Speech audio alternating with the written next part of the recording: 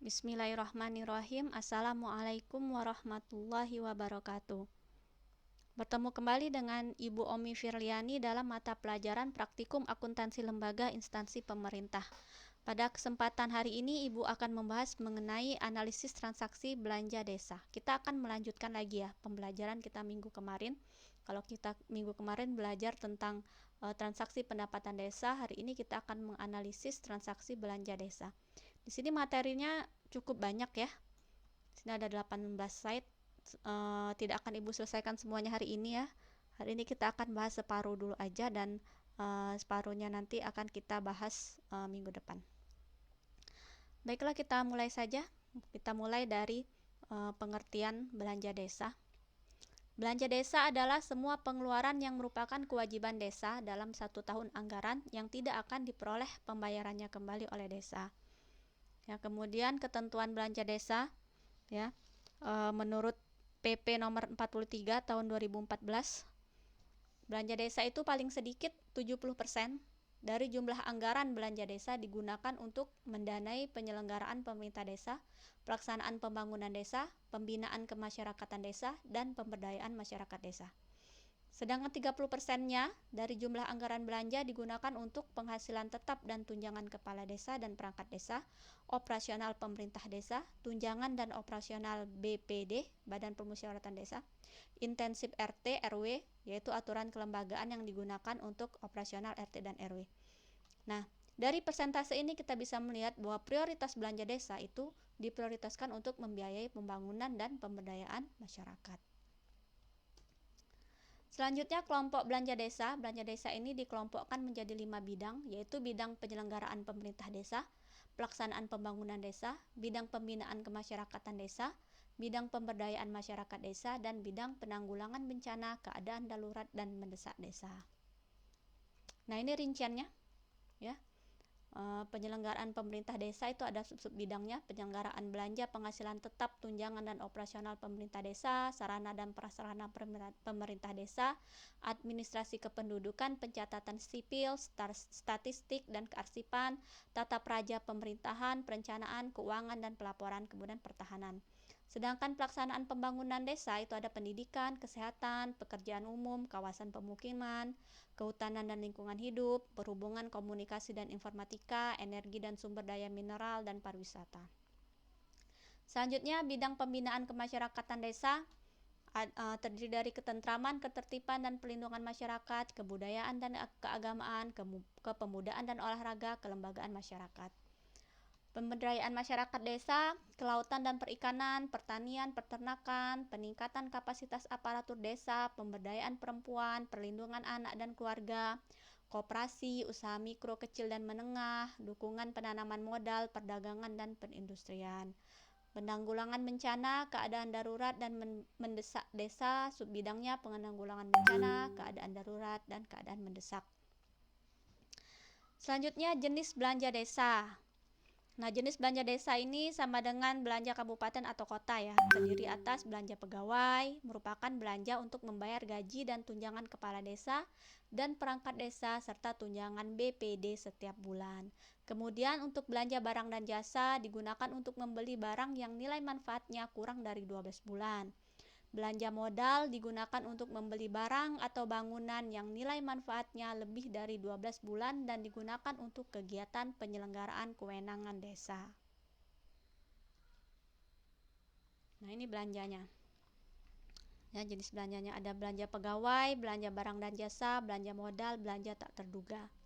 Nah, ini belanja pegawainya ya, ada untuk penghasilan tetap, tunjangan ya, penerimaan lain, pembayaran jaminan sosial.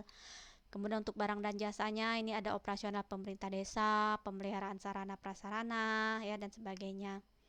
Belanja modalnya ini ada belanja modal pengadaan tanah, pengadaan peralatan mesin, kendaraan, gedung ya.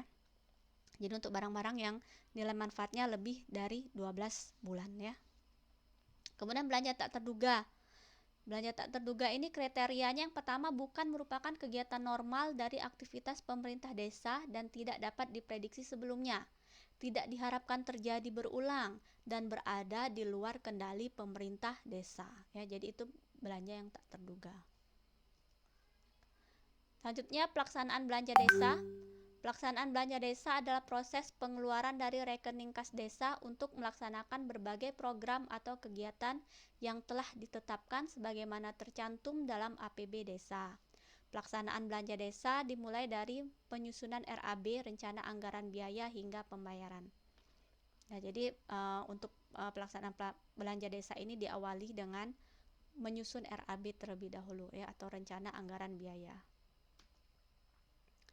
Penyusunan rencana anggaran biaya. Langkah awal yang dilakukan oleh pelaksana kegiatan setelah APB desa disahkan adalah mengajukan pendanaan untuk pelaksanaan kegiatan. Pengajuan tersebut harus disertai dengan dokumen pendukung, yaitu rencana anggaran biaya atau RAB. RAB ini harus diverifikasi terlebih dahulu oleh sekretaris desa dan disahkan oleh kepala desa. RAB kegiatan ini menjadi dasar bagi pelaksana kegiatan untuk melakukan tindakan pengeluaran atas beban anggaran belanja kegiatan ya. Jadi ketika suatu bidang ya di desa itu akan melaksanakan kegiatan, itu tidak serta-merta akan langsung dikucurkan dananya ya oleh pemerintah desa, tetapi harus ada RAB-nya dulu. Jadi penyelenggara kegiatan itu harus membuat RAB-nya dulu, membuat dokumennya dulu, harus diverifikasi dulu oleh sekretaris dan disahkan oleh kepala desa, baru nanti ada tindakan pembiayaannya ya atau pembayarannya. Nah, ini contohnya ya, ini contoh RAB pemerintah desa. Pemerintah Desa Sampang, Kecamatan Gendang Sari, tahun anggaran 2020.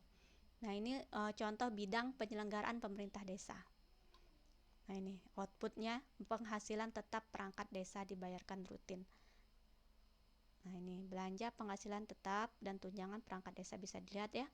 Penghasilan tetap sekretaris desa ya. Penghasilan tetap kepala seksi pemerintahan. Ini ADD ini alokasi dana desa, berarti dia berasal dari ADD. Ya, ini jumlahnya ya. Ini kolom untuk persetujuannya ya. Sebelum disetujui kepala desa harus diverifikasi dulu oleh sekretaris desa. Ya, jadi pertama pelaksana kegiatan dulu ya, menandatangani, kemudian diverifikasi oleh sekretaris desa, kemudian disetujui oleh kepala desa. Oke, selanjutnya mekanisme pembayaran. Setelah RAB disetujui, ya tadi yang ini tadi ya. Nah, misalnya sudah disetujui nih RAB yang diajukan oleh pelaksana kegiatan anggaran ya, Bapak Suwardi ini. Maka langkah selanjutnya adalah proses pengadaan barang atau jasa. Terdapat dua cara pembayaran untuk belanja desa. Ya, baik itu barang atau jasa tadi ya, pembayaran gaji tadi ya. Untuk yaitu pembayaran tanpa panjar atau definitif dan pembayaran melalui panjar kepada pelaksana kegiatan. Uang panjar adalah uang yang diberikan kepada pelaksana kegiatan untuk melaksanakan kegiatan. Pembayaran tanpa panjar dilakukan setelah barang atau jasa diterima.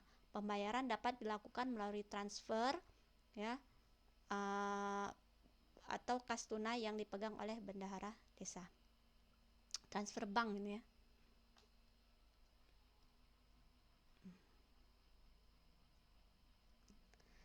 Ini kurang ya Ibu ya, typo. Transfer bank, melalui transfer bank. Jadi pembayaran ini dapat dilakukan melalui transfer bank atau melalui tunai ya, yang dipegang oleh bendahara desa. Oke, ini untuk tanpa panjar. Pembayaran melalui panjar dilakukan sebelum pelaksana kegiatan membeli barang atau jasa dan diawali dengan pengajuan surat pengajuan panjar. Surat pengajuan atau permintaan panjar dimintakan persetujuan kepala desa melalui sekretaris desa. Ya, jadi ini mekanisme pembayarannya. Bisa dia tanpa panjar, artinya barang dan jasa kita terima terlebih dahulu, kemudian baru melakukan pembayaran melalui transfer bank atau tunai. Kalau pembayaran melalui panjar, sebelum pelaksanaan kegiatan tersebut atau sebelum barang dan jasa tersebut dibeli, itu sudah diawali dengan pengajuan surat panjar dulu. Jadi sudah misalnya sudah disetujui kepala desa, sekretaris desa, sudah ada uangnya terlebih dahulu gitu ya. Dikasih dulu panjarnya oleh bendahara desa ke pelaksana kegiatan. Selanjutnya penatausahaan belanja desa. Pelaksanaan belanja desa harus dicatat. Ya, jadi seperti pendapatan, belanja desa juga dicatat ke dalam buku kas umum ya oleh bendahara desa. Nah, sebelum dicatat, transaksi belanja desa ini harus dianalisis terlebih dahulu. Haruskah dilakukan pemotongan pajak atau tidak, dan pengaruhnya terhadap buku kas umum. Adapun buku-buku yang diperlukan dalam penatausahaan belanja desa adalah buku kas umum, buku bank, dan buku pembantu pajak. Buku kas umum digunakan untuk mencatat seluruh belanja tunai yang dilakukan oleh desa. Buku bank digunakan untuk mencatat pembayaran belanja yang dilakukan melalui transfer bank. Buku pembantu pajak digunakan untuk mencatat pemungutan dan penyetoran pajak. Nah, kewajiban perpajakan ya. Jadi tadi di sini kan dibahas kalau transaksi belanja itu harus dianalisis terlebih dahulu ya, dia ada potongan pajak atau tidak. Nah, bendahara desa memiliki kewajiban untuk melakukan pemotongan pajak atau pemungutan pajak atas transaksi keuangan yang wajib dikenakan pajak. Pajak yang telah dipungut wajib disetorkan ke rekening kas negara. Kewajiban tersebut harus dilaksanakan oleh bendahara desa, dan apabila tidak dilaksanakan maka akan mendapatkan sanksi ya. Jadi ada sanksinya nih kalau pemerintah desa, pemerintah daerah tidak membayar pajak. Transaksi keuangan yang dikenakan pajak adalah transaksi pembayaran belanja barang, belanja jasa, dan honor. Adapun jenis pajaknya yang dipungut oleh bendahara desa ada PPh 21, PPh 22, PPh 23, PPh pasal 4 ayat 2, dan PPN serta bea materai. Jadi bendahara desa ya atau pelaksana kegiatan ketika melakukan transaksi pembelian barang atau jasa itu dianalisis dulu ya. Pembelian barang dan jasa itu dikenakan pajak atau tidak. Jika dikenakan pajak, maka nanti uang pajaknya ini akan diserahkan ke bendahara. Bendahara yang akan memegang uang pajaknya ini, dan bendahara yang akan menyetorkannya ke kantor pemerintah ya. Nah, yang pertama PPh 22 atau PPN ya. PPh 22 dan PPN ini dikenakan ketika perangkat desa ya melakukan transaksi belanja barang. Jadi ketika kita belanja barang, misalnya belanja pakaian dinas kepala desa dan perangkat, belanja bahan-bahan material misalnya untuk membangun jalan desa atau jembatan desa atau irigasi desa, misalnya desa sedang melakukan pembangunan irigasi nih, kan itu belanja barang ya, misalnya belanja pasir, belanja semen, belanja batu ya, belanja berupa barang. Nah, itu akan dikenakan PPh 22 dan PPN. Nah, ketika belanjanya tersebut ya dari Rp sekian sampai dengan 1 juta ya, jadi dia di bawah 1 juta, 1 juta ke bawah ya, itu tidak dikenakan PPh dan PPN. Misalnya belanja barang nih seharga 800.000, itu kan kurang dari 1 juta, atau belanja barang seharga 1 juta ya, itu tidak dikenakan PPh dan PPN. Nah, ketika belanja barangnya 1 juta sampai dengan 2 juta dikenakan PPN, tarifnya 10%. Kemudian yang ketiga, ketika belanja barangnya lebih dari 2 juta ya, misalnya 2.100.000 atau 3 juta ya, atau 10 juta ya, di atas 2 juta, maka yang pertama dia dikenakan PPh 22 ya, dikenakan PPh 22 dan dikenakan PPN. Tarif PPN-nya 10%. Nah, tarif PPh 22 ini bervariasi. Ketika toko tempat kita membeli barang tersebut mempunyai NPWP, maka tarif yang dikenakan adalah 1,5% ya.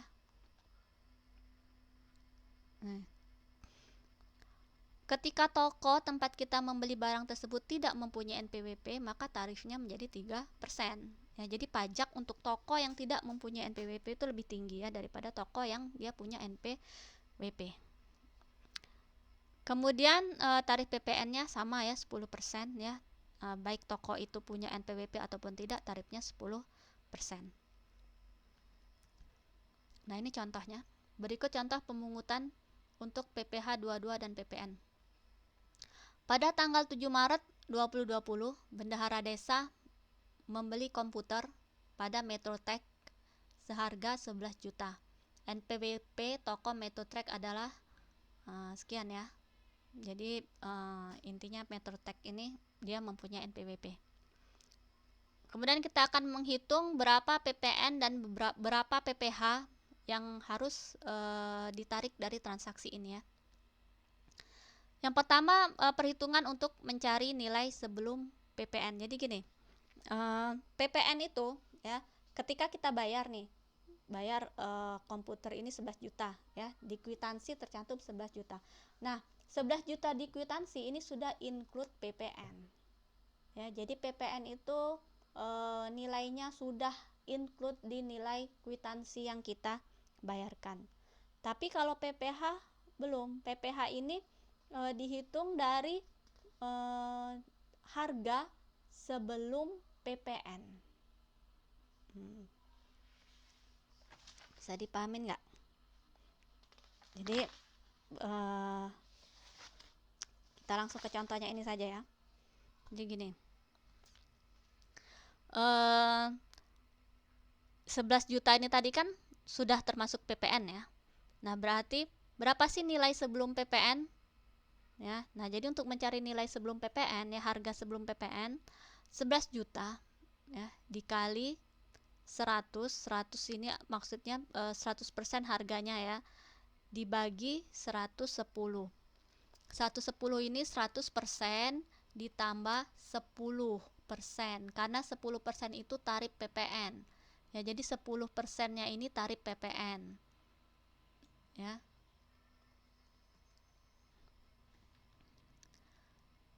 Kalau misalnya dia 15% berarti 115.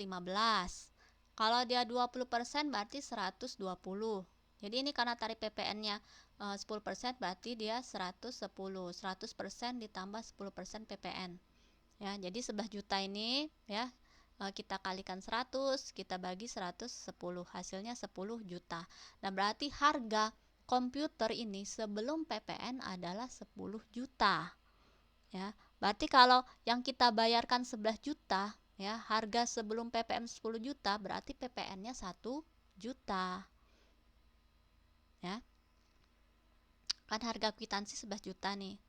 Ya, ternyata harga sebelum PPN-nya itu 10 juta. Berarti PPN-nya 11 juta dikurangi 10 juta sama dengan 1 juta, ya. Kemudian untuk mencari PPH-nya, PPH ini dihitung dari harga sebelum PPN. Ya, berarti dari harga aslinya 10 juta ini.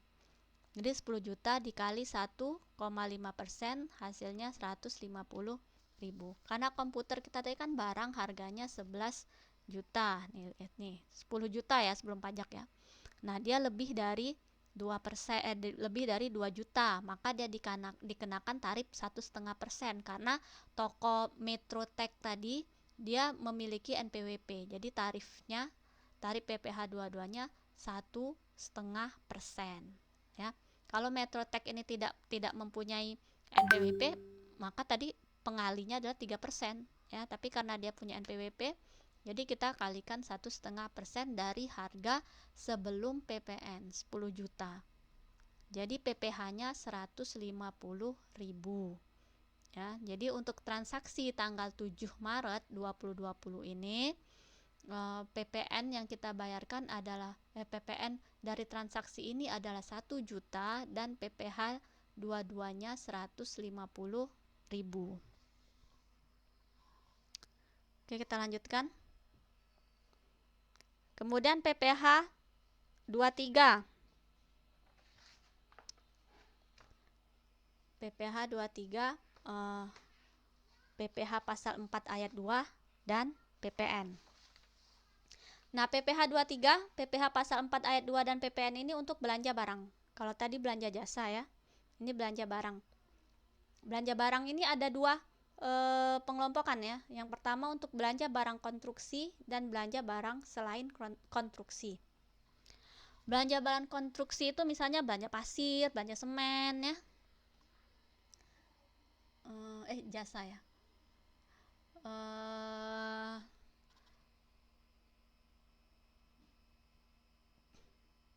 Belanja konstruksi ini dikenakan PPH pasal 4 ayat 2 dengan tarif tergantung klasifikasi usaha.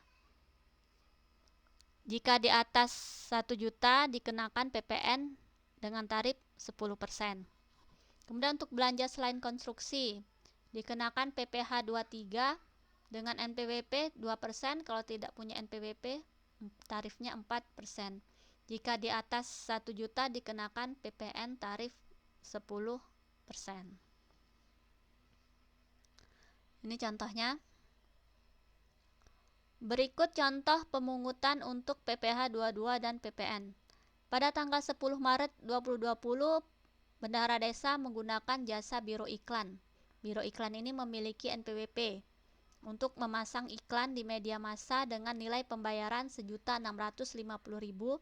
Harga tersebut adalah yang tertulis di kwitansi dan sudah termasuk PPN ya. Jadi ketika harga tersebut harga yang tertulis di kwitansi itu harga yang sudah termasuk PPN. Ya, jadi 1.650.000 ini termasuk PPN. Dia termasuk belanja jasa selain konstruksi.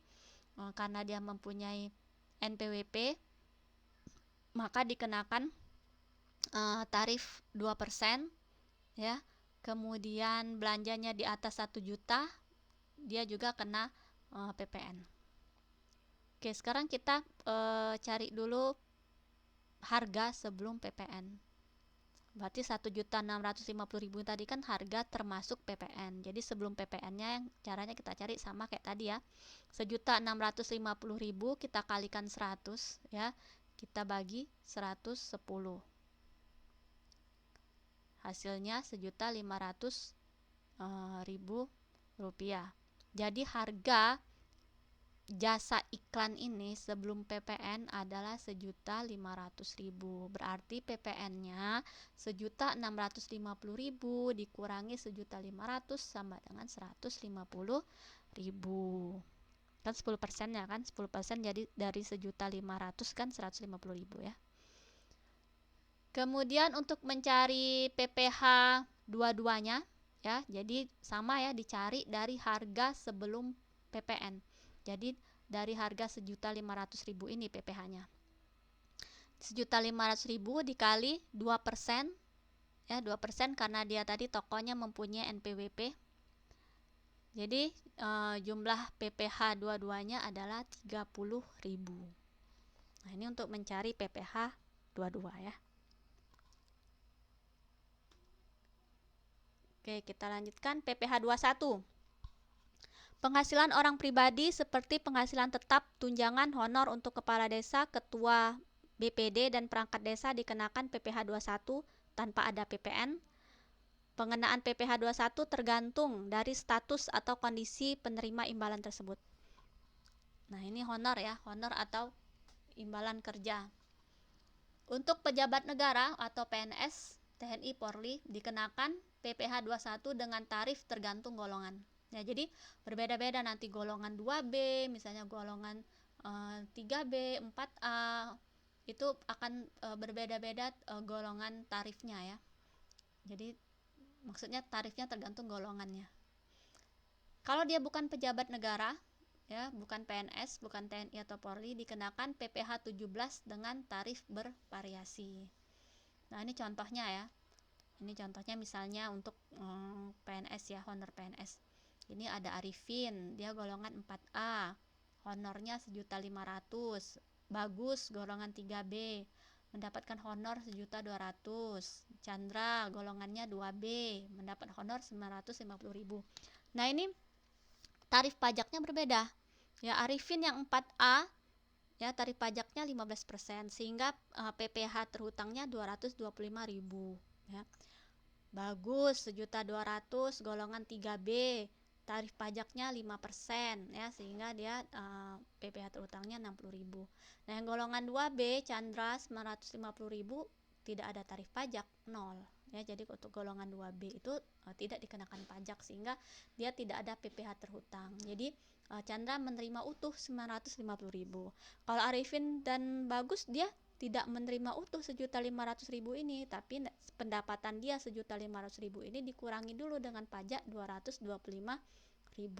Nah, yang memegang pajak ini siapa? Bendahara. 225.000, 60.000 ini diberikan ke bendahara, disimpan oleh bendahara untuk nanti disetorkan ke pihak yang berwenang ya. Kalau misalnya yang menerima pajak itu bisa kita setorkan langsung ke kantor pajak. Kalau kantor pajak jauh dari desa ini bisa disetorkan misalnya ke kantor pos ya. Itu untuk PPh 21. Oke, Buku penatausahaan belanja desa. Kayaknya cukup ya ini Ibu ya sampai selesai ya. Tinggal beberapa lagi ini slide-nya. Buku-buku yang diperlukan dalam penatausahaan belanja desa tadi sudah ya Ibu bahas tadi di depannya. Buku kas umum, buku kas bank ya. Buku bank dan buku pembantu pajak. Buku kas umum digunakan untuk mencatat seluruh belanja tunai yang dilakukan oleh desa. Kalau buku bank mencatat pembayaran belanja yang dilakukan melalui transfer ya. Buku pembantu pajak digunakan untuk mencatat pemungutan dan penyetoran pajak. Nah, ini contohnya, contoh analisis transaksi belanja desa. Ini Ibu berikan satu contoh aja. Nanti setelah Ibu selesai materi membahas pendapatan, belanja, pembiayaan, itu nanti akan ada contoh utuh ya, contoh utuh bagaimana kita membuat buku kas umum ya, buku kas umum, buku bank, buku pajak dan sebagainya ya. Baiklah, ini contohnya, contoh transaksi belanja desa dan analisisnya. Pada tanggal 10 Januari 2020, Bendahara Desa Sukamakmur membayar tagihan atas pembelian pasir dan semen untuk pembuatan sarana irigasi sebesar 33 juta pada toko ABC melalui rekening kas desa. Toko ABC memiliki NPWP. Oke, jadi transaksi ini kita analisis dulu pajaknya. Yang pertama, dia untuk membeli barang ya, membeli barang berupa pasir dan semen, berarti dikenakan PPh 21 ya. Ini salah ini Ibu.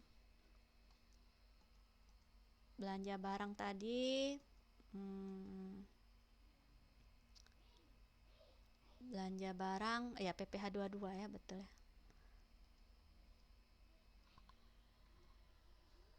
Oke, belanja barang dia dikenakan PPh 22.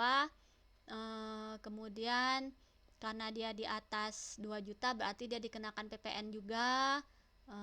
Setelah itu karena toko ABC ini memiliki NPWP, tarif PPh-nya 1,5% ya. Oke, sekarang kita cari pajaknya. Pertama kita cari dulu harga sebelum PPN karena ini harga kwitansi ya. Harga yang tertera pada tagihan berarti dia sudah include PPN ya. Berarti 33 juta ini kita kalikan dulu dengan 100, kemudian kita bagi 110, hasilnya 30 juta. Berarti transaksi sebelum PPN itu adalah 30 juta. Harga sebelum PPN adalah 30 juta. Jadi PPN-nya 33 juta dikurang 30 juta, 3 juta. Berarti PPN-nya 3 juta. Ya, kita lihat aja 10%-nya dari 30 juta ini ya, 3 juta. Kemudian PPh-nya dicari dari harga sebelum PPN, berarti harga sebelum PPN 30 juta dikali 1,5%. Jadi PPh 22-nya 450.000. Oke, sekarang kita posting ke bukunya ya. Ini buku kas umum. Buku kas umum ya. Sama dengan buku pendapatan tadi karena nanti digabung ya. Nanti kalau udah ada transaksi keseluruhan ya, pendapatan belanja itu digabung di dalam satu buku kas umumnya satu ya. Jadi bukan transaksi pendapatan nanti satu buku kas umum, transaksi belanja nanti satu buku kas umum, transaksi pembiayaan satu buku kas umum, enggak. Jadi buku kas umum itu cuma satu, di sana nanti mencantumkan semua transaksi pendapatan, belanja, pembiayaan ya. Begitu juga dengan buku banknya dan buku pajaknya. Oke, ini contohnya tadi ya, buku kas umum Desa Sukamakmur.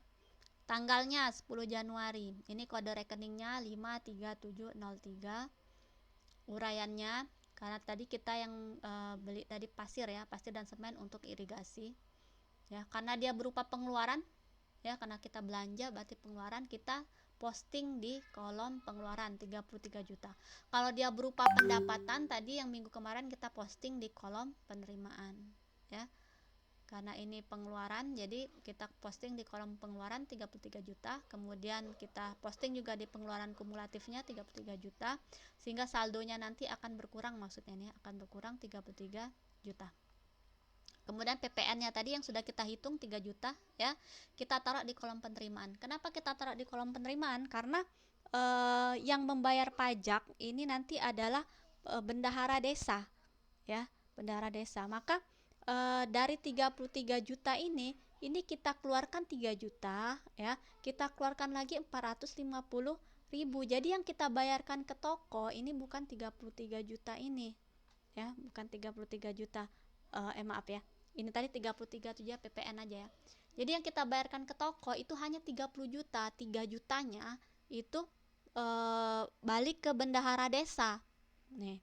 Ya 3 jutanya ini nanti ini balik ke bendahara desa. Jadi yang diterima toko nanti hanya 30 juta. Kemudian kita tambahkan lagi juga nanti dengan 450.000 ini PPh-nya ya, PPh yang sudah kita hitung tadi.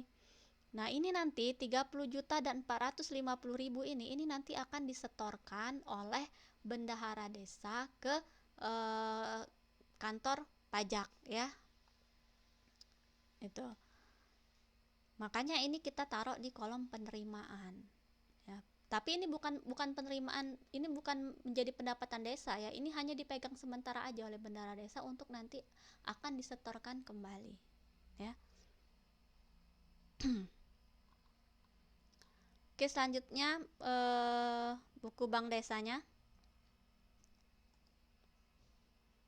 Nah, karena tadi pembelian pasir dan semen tadi kita transfer ya pembayarannya, maka kita posting juga ke buku bank desa. Kalau misalnya tadi transaksi ini secara tunai ya, maka tidak kita posting ke buku bank desa ya, cukup di buku kas umum ini saja. Tapi karena ini melalui transfer, maka kita posting juga ke buku bank desa.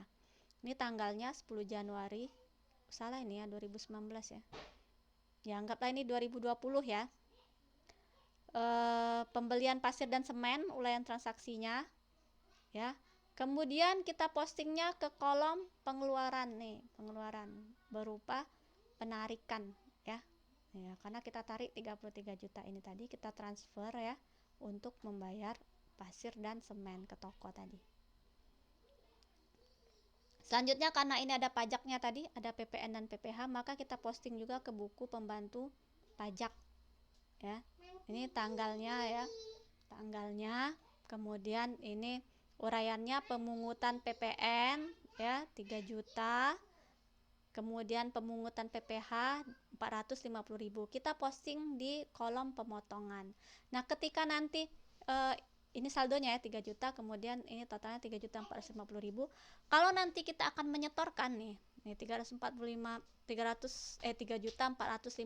ini mau kita setorkan nih ke kantor pos misalnya ya, kita setorkan ke pemerintah melalui kantor pos, maka di sini nanti ada uraiannya penyetoran PPN dan PPh dua-dua gitu ya.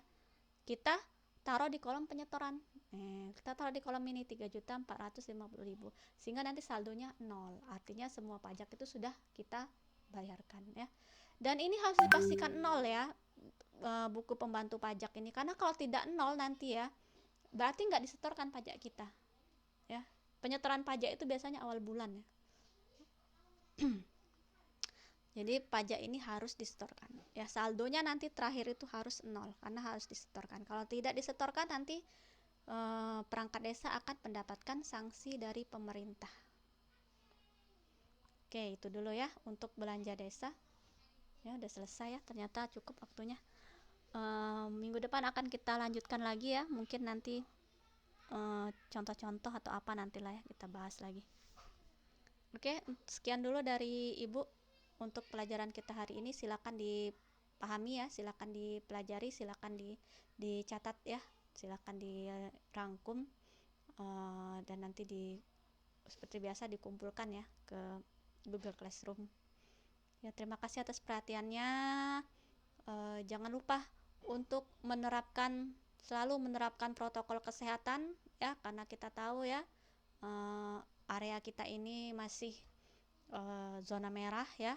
Jadi harap kalau tidak ada keperluan mendesak jangan keluar rumah, di rumah saja ya. Selalu jaga kesehatan ya. Semoga nanti kita bisa cepat segera bertemu. Semoga pandemi ini segera berlalu ya. Oke, terima kasih. Assalamualaikum warahmatullahi wabarakatuh.